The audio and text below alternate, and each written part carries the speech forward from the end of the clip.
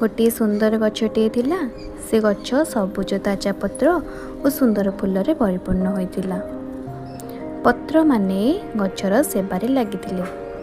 माने सेमाने सूर्य किरण धरी गछर प्राण तैयारी करुथिले। फूल माने रंगीन और सुगंधित थिले। सेमाने पक्षी और महुमाछी माननकु आकर्षित करुथिले। दिने पत्र और फूल गर्व कले। पत्र कहिला मो नथिले गछ श्वासक्रिया करि परिबनी। फूल कहिला मो रूप और सुगंध छाड़ी गछ आकर्षणीय हब किपरि। एही सब शुणी गछ कहिला मो नथिले तुमे दुई जण केउंठी रहिबो। एहा शुणी पत्र और फूल चुप हो गले। तापरे गछ हसी दे कहिला आमे तीन जण मिसी प्रकृति को सुंदर और आकर्षण करछे। तुमे दुई जण मो पई गुरुत्वपूर्ण।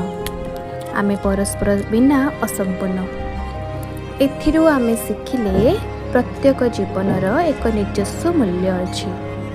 एका नुहे एकता भितर रहिले सृष्टि सुंदर हुए।